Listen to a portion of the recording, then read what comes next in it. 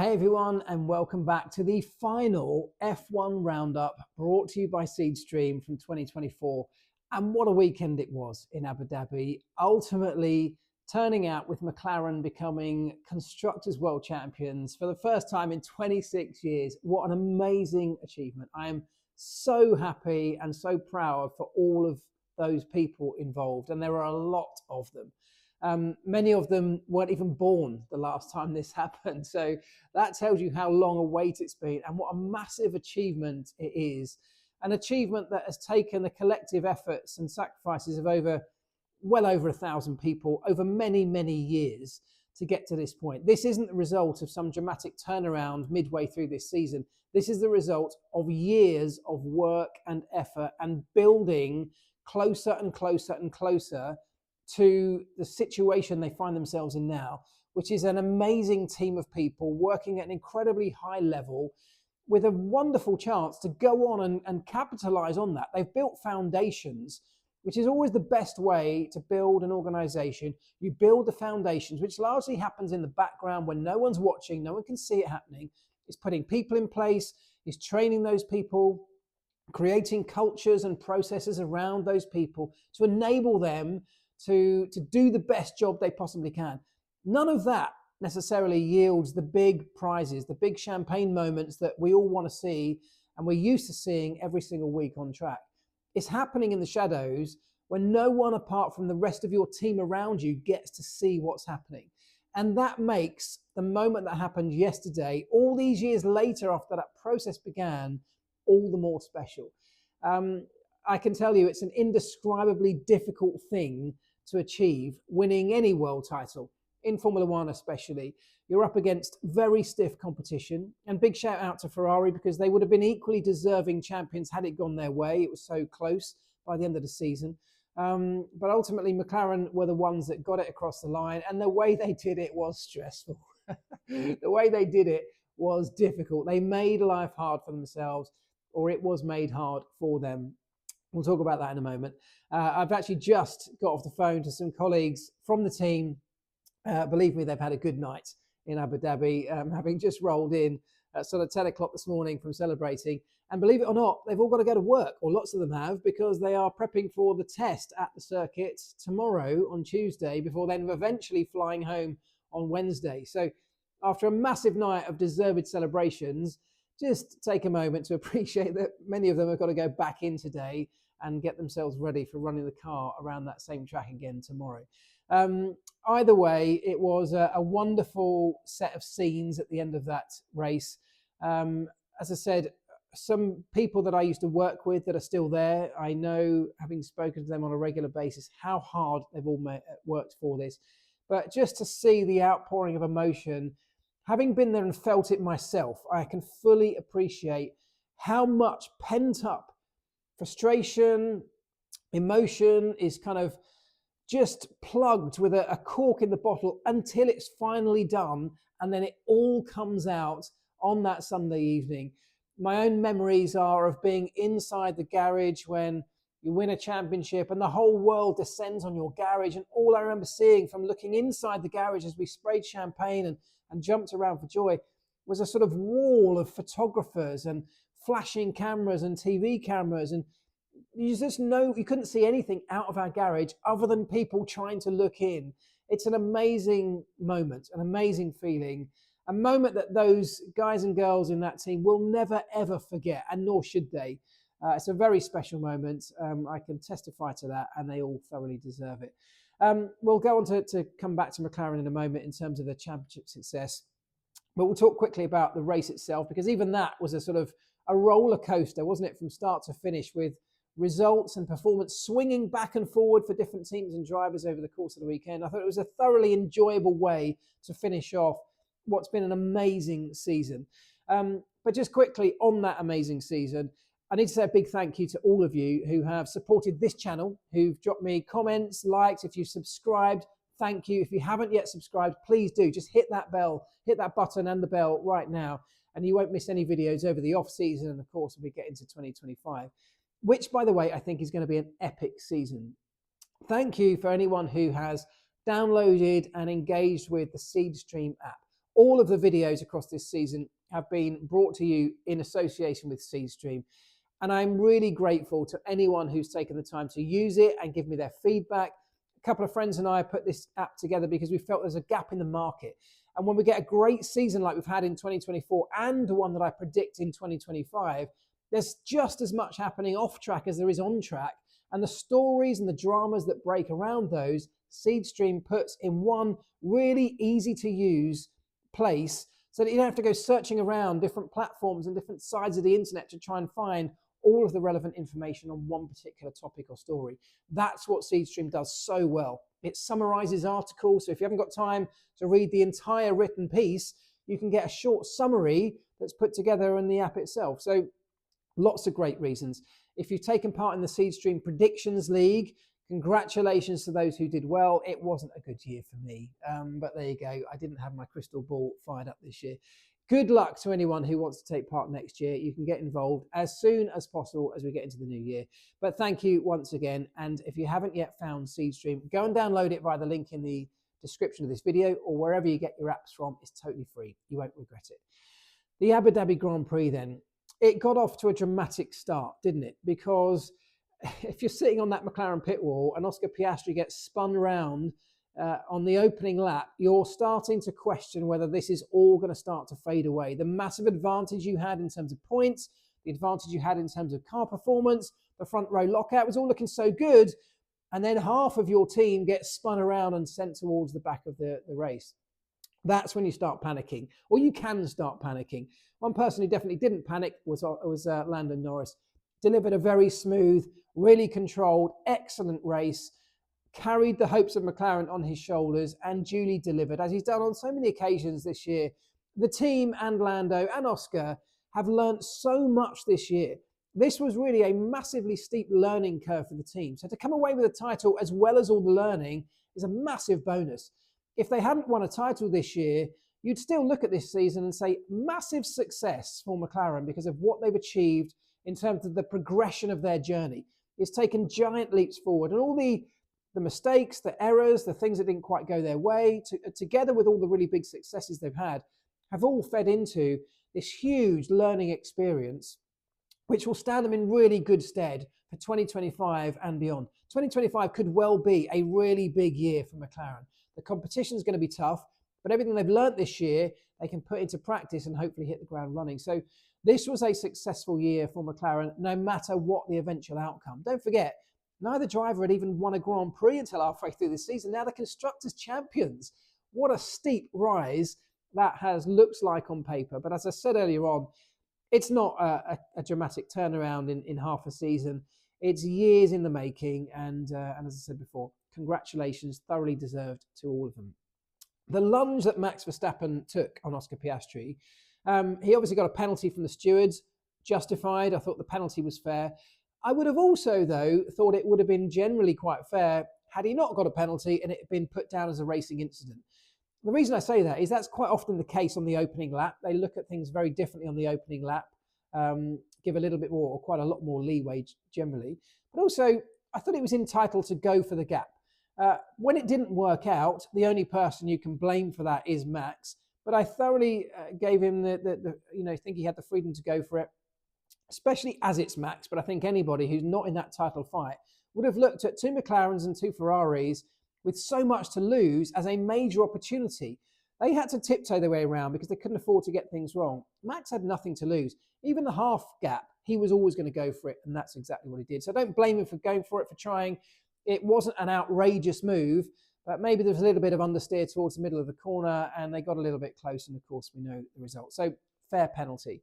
But then, of course, for Oscar, things got worse. He ran into the back of Franco Colapinto, and that's the moment when the team are starting to question their own belief in whether this is really going to play out the way they'd all dreamt it the night before.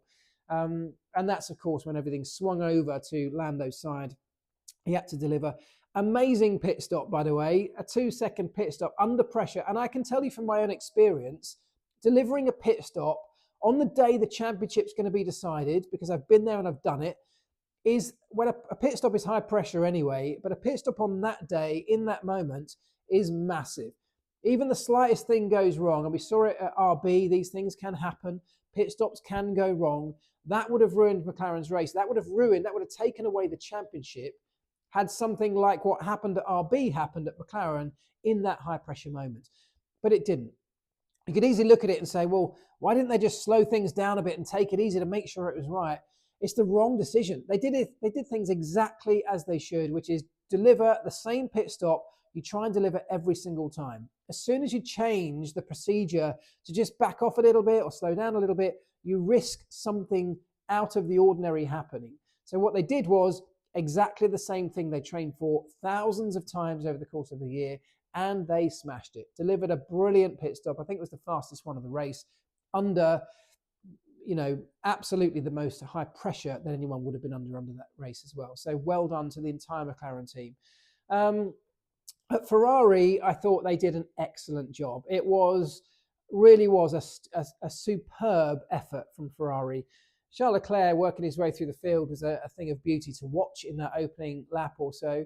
But generally, they just got that right. But they didn't have the pace to match McLaren. And that was really the story of this weekend. I think we touched on it in the build-up to this weekend after last week's race. Even on a very good day for Ferrari, it's rare they've got a dominant car over the field at the moment. Whereas on a good day for McLaren, that's exactly what they've got. Ferrari delivered the maximum they could have delivered yesterday, second and third. It was enough for McLaren because of Lando's victory, but a slightest problem for McLaren, and Ferrari were there ready to pounce. So really hats off to them as well. Great team effort on their part. Really well done. Mercedes, again, Lewis Hamilton, it was a fairy tale ending, really. Not quite the podium that he would have loved to have had, but really he left on a high note. And that was classic vintage Lewis Hamilton coming through the field in a car that, yes, was quick, but also they got a strategy right, playing the alternate or offset strategy to the rest of the field. Starting on the hard tyre and running long was the right choice in the end. The hard tyre didn't work as well. So whilst they're all bunched up on high fuel, getting to grips with things in the hard tyre and running deep, and then having that medium tyre with a much shorter stint at the end, having performance left, really did play into Lewis's hands. And you don't need to give him too many opportunities, too much of a dangling carrot to go for it. That's exactly what he did. Jack Doohan, I thought, had a solid first race, first Grand Prix. It was very much overshadowed as a debut, which actually for a young driver can be a good thing. Your tension's not on you. It was on so many other people yesterday that actually he was able to just get on with his race. Nothing that set the world alight, but that's just kind of what you want for your opening race. It's solid, it's learning, it's not making major mistakes. I think he did that very well. It will set him in good stead for his full season coming up next year. Lewis, of course, moving to Ferrari, massively emotional moments at the end of that one for him.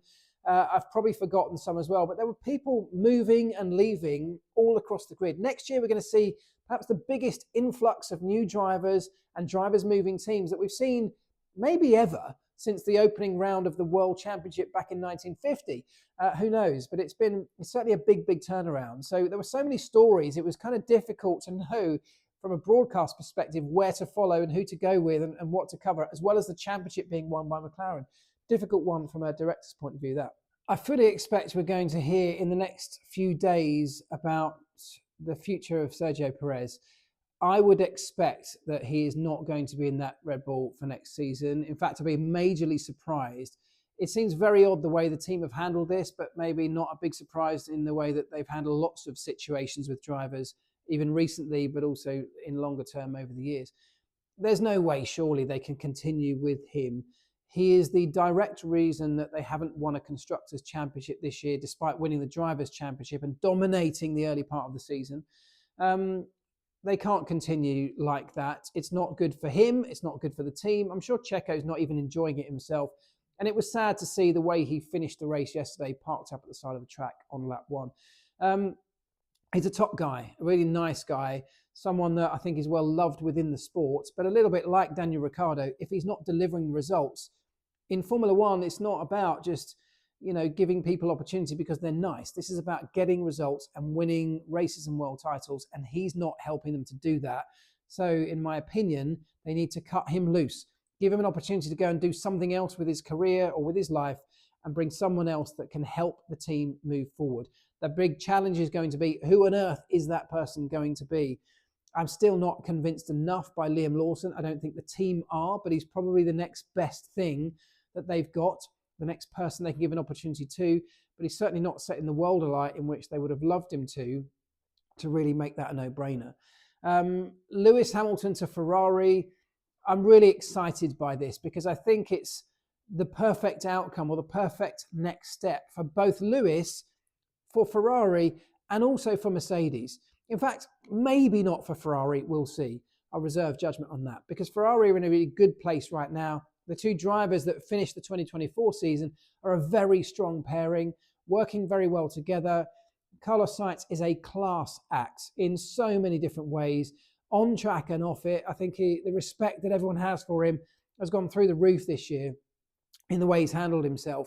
So Ferrari, we'll see whether they've, this is a good move for Ferrari or not. But for Mercedes, I think it's good. They need to change things up.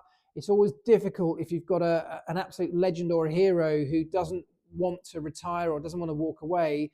And the team has to make what could be a really difficult decision for their benefit to bring some young blood in.